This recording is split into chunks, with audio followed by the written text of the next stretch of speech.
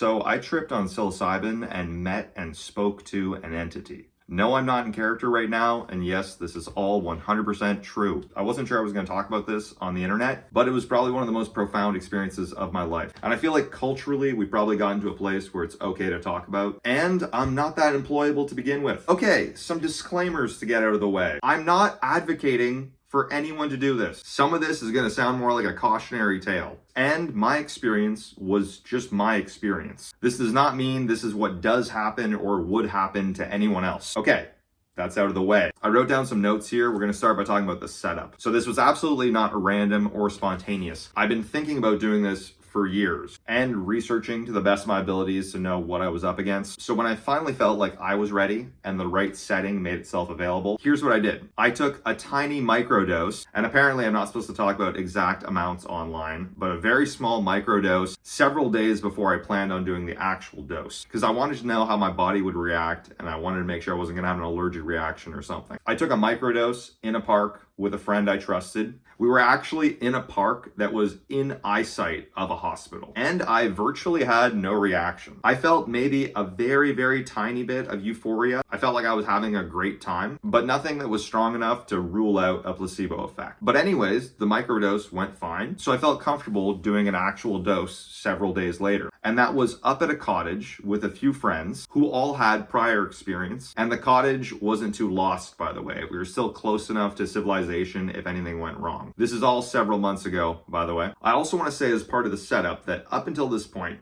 the only substances I've ever done in my entire life are alcohol and marijuana. I've never even smoked a cigarette in my entire life. So that's the setup.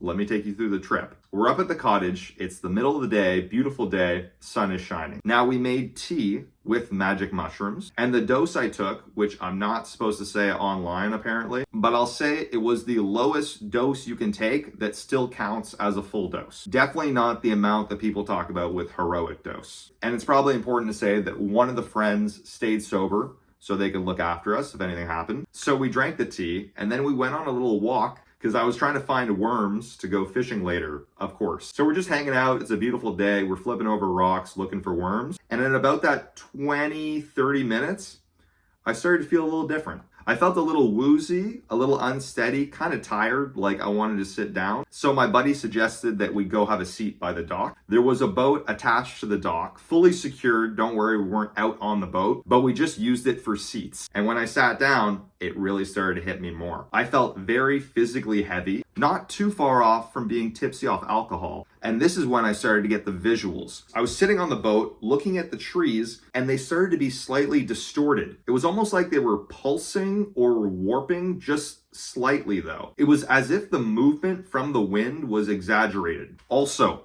everything just looked slightly more shimmery. It was full sunlight that day, and just the flicker and glow stood out more than you would normally notice it. At one of these moments, a picture was taken of me right as it started to set in, and I'll show you guys that photo because it's kind of cool that we have it. Now at this point, we're maybe 45-ish minutes after drinking the tea, and my buddy suggests, hey, let's go for a walk. Immediately, I felt like I didn't really want to, and as we walked up to the cottage, up these stairs, I felt like I weighed 500 pounds. I was so heavy and it took so much effort to go up like 15 stairs. So I was out for the walk. I was looking for a place to crash. So I get inside the cottage and just boom, right on the couch. The sober friend stayed with me on the couch. Thank you. And I thought at that point I might just take a nap. But what started to happen next wasn't fun. I started to feel nauseous and queasy. I have a notoriously weak stomach, guys, and it was not feeling good after lying on that couch. Now, this, of course, gave me anxiety because I'm feeling sick after taking a substance, and I'm also tired and heavy, and I don't know how long this is gonna last. So I had a little conversation with my friend. I thought I should probably go to the bathroom and puke, even though at that moment that felt like so much effort. But I felt like I kind of wouldn't feel better until I did, and then it was gonna ruin the trip or even just ruin the day. And I trusted myself and my knowledge of my weak stomach, and I went to the bathroom and puked. Not fun. And I was kind of worried, am I going to be sick, like hugging the toilet the rest of the day? And then another part of me was worried that I just ruined the trip by getting the substance out of me and it won't work. Luckily, neither of those things happened. Once I yacked once, and sorry for the overshare, guys, but I basically felt way better right away. I went back to the couch because I still felt heavy and I still felt like I needed to relax. At this point, I still feel like myself. I'm just feeling woozy, a little out of it, a little anxious. Overall, not great feelings, but I'm not feeling insanely intoxicated in any way. And we're maybe an hour to an hour 15 after drinking the tea. I lie on the couch because physically I'm still feeling exhausted.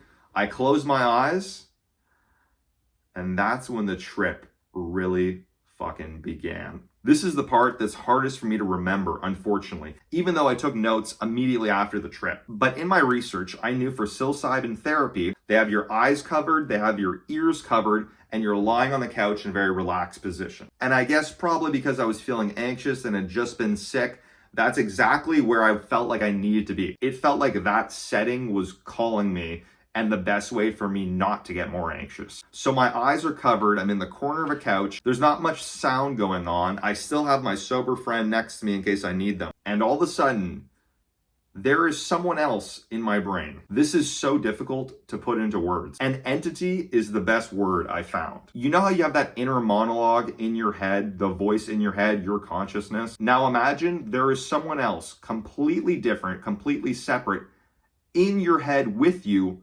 talking to your original consciousness. That's what I was experiencing. It's actually pretty intense to talk about it again. My buddy had the best term for it. He called it self-GPT because there was a dialogue going on in my brain. If I was religious, that would have definitely been the voice of God or possibly like demonic possession in the other direction. Now, I couldn't see him, but what I saw with my eyes closed was a distant, large black silhouette. And for some reason, he felt like he was the alternative Cameron.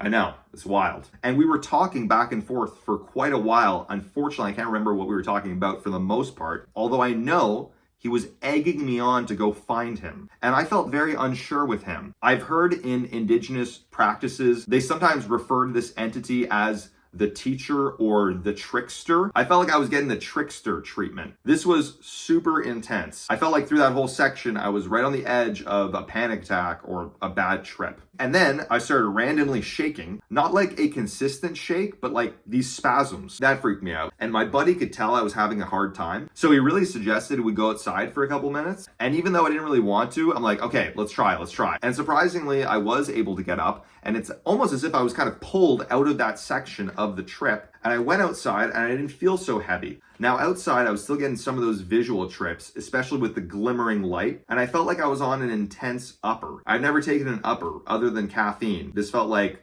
10 or 20 coffees, let's say. Everything still just felt really intense. We're probably now a bit over 2 hours after drinking the tea. We're outside for a little bit. It's not super eventful. And my friend coins another great term. He calls it the pocket. And he says where I was in the couch with the eyes closed, it's like I was in the pocket, just fully taking on the trip. Very accurate description. And as we're outside for longer, I'm feeling this pull to go back into the pocket. I actually felt like the entity itself had more to communicate with me, and it was somewhat urgent. I tried to ignore it at first, but then it started to feel like being outside was wrong, and I was getting anxious, and I needed to go back into the pocket. So I went back to the couch, lay on my back in the pocket. This time I put a pillow between my legs that I was squeezing with my knees, and this stopped any of the shaking or spasms. Because I had survived the pocket once, I was a little more confident going back this time. Now, what it felt like this time was completely different. It felt like this same entity had a keyboard with emojis with all the different emotions, and it was pressing the emotions, and I would then feel those emotions super, super powerfully for no reason, which was once again super trippy. And I actually asked if I could hold on to my friend's hand because I felt like I was about to go on a roller coaster. I kind of didn't want to go on this roller coaster of emotions, but there was no choice. Resistance was futile. I didn't feel like I was in charge of my consciousness anymore. And I felt like the only way to get to the other side of this trip was to surrender and go through it rather than trying to avoid it. So what it felt like was me saying, okay, this other person or entity or whatever, you now have full control over all my emotions, and you can make me feel whatever you want. weird. And I was actually referring to this entity to the people around me while I was tripping. I was literally saying to my friend out loud while holding their hand on the corner of the couch, he wants to take me here. He wants to make me feel this. That's nuts. So for like 30 or 45 minutes, this entity clicked different emotion buttons, and I went from laughing to fear to literally breaking down crying, and I have not cried since my dog died, which is like 2 years ago. I felt more of a range of emotions and more intense emotions in that 40-ish minutes than probably the last like couple years of my life combined. And then in a single moment, boom, I sat up and that part of the trip was over. Now I get up, I start pacing laps around the cottage, and I'm like, yo, that was crazy. What just happened? Oh my God, oh my God. I'm still high, by the way, but I felt like it's my own consciousness in my brain, at least at that point. Now my friend suggested let's all go for a walk together. The weather was still beautiful. This is probably getting close to like 3 hours after drinking the tea. And we go on this walk through the forest, and now this was bliss. This was euphoria. I felt like we were on a journey. I felt like everything around me was beautiful. I felt like my friends were beautiful. And just the feeling of sun on my skin was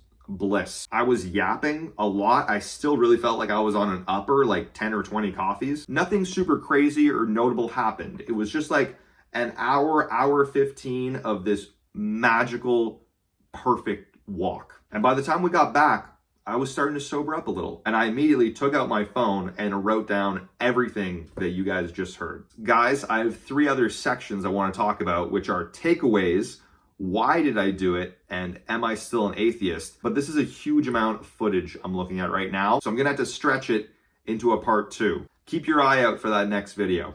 Okay guys, see you next time.